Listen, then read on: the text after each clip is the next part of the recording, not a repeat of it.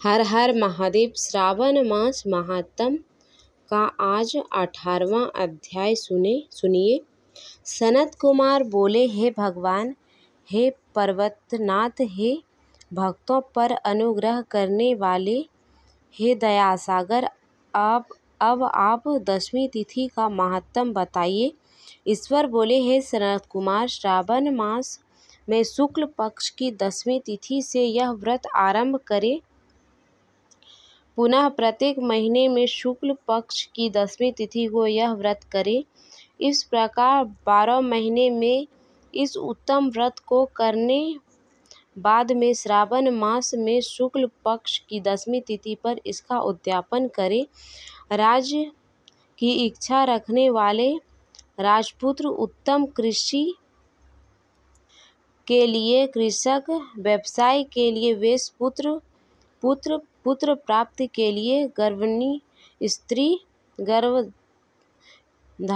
स्त्री, धर्म अर्थ काम की सिद्धि के लिए सामान्य श्रेष्ठ वर की अभिलाषा रखने वाली कन्या, जिस कारण जिससे जो यह व्रत करता है उसके सभी इच्छा पूरी होती है।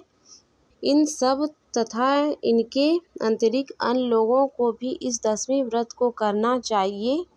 श्रावण मास में शुक्ल पक्ष की 10वीं के दिन स्नान करके देवता का विधिवत पूजन कर घर के आंगन में 10 दिशा में पुष्प, पल्लव, चंदन अथवा जौ के आटे से अधिदेवता की सहस्त्र वाहन युक्त स्त्री रूप शक्तियों का अंकन करके नकवेला में 10 दिशा में उनकी पूजा करनी चाहिए।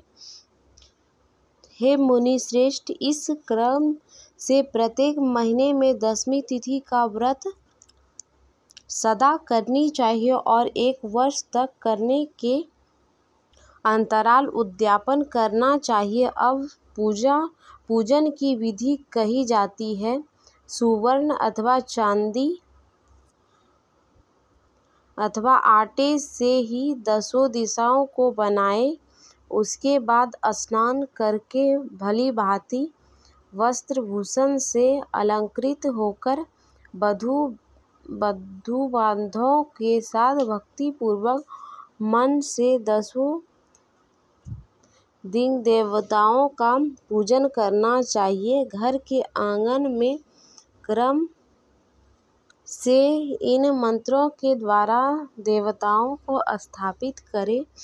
इस भवन के स्वामी और देवताओं तथा दानवों से नमस्कार किए जाने वाले इंद्र आपके ही समीप रहते हैं। आप इंद्रनी नामक दिग् देवता को नमस्कार है।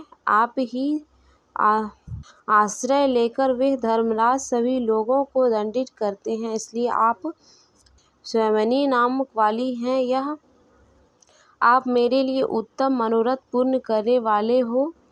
हाथ में खड्ग धारण किए हुए मृत्यु देवता आपकी आश्रय ग्रहण करते हैं।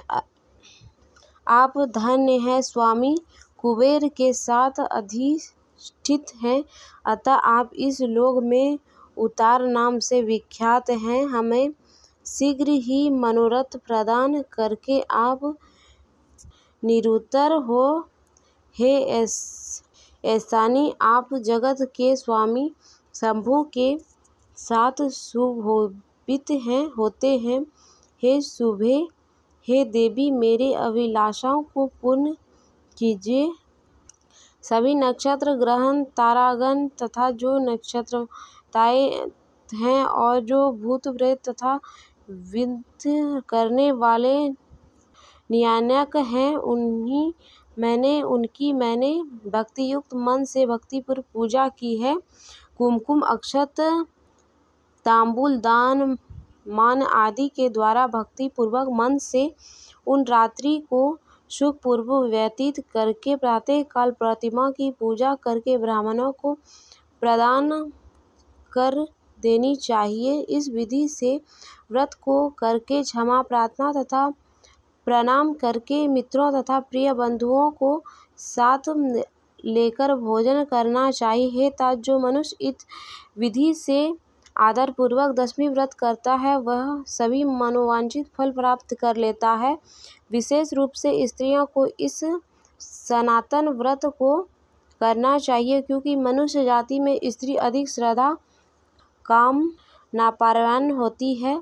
हे मुनिश्रेष्ठ, धन प्राप्त करने वाले, यश देने वाले, आय बढ़ाने वाले तथा सभी कामनाओं का फल प्रदान करने वाले इस व्रत को मैंने आपसे कह दिया है। तीनों लोक में अन्य कोई भी व्रत इसके समान नहीं है। हे ब्रह्मपुत्र, मैं श्रेष्ठ वांछित फल की कामना करने वाले जो मनुष्य दशमी तिथि को दसों दिशाओं की सदा पूजा करता है, उसके हृदय में स्थित सभी बड़ी बड़ी कामनाओं को वह दिशाएं भलीभूति कर देती है। इसमें अधिक कहने से क्या प्रयोजन। हे सनत कुमार, यह व्रत मनोदायक है, इसमें संदेह नहीं करना चाहिए। इस व्रत के समान कोई व्रत है और ना तो होगा।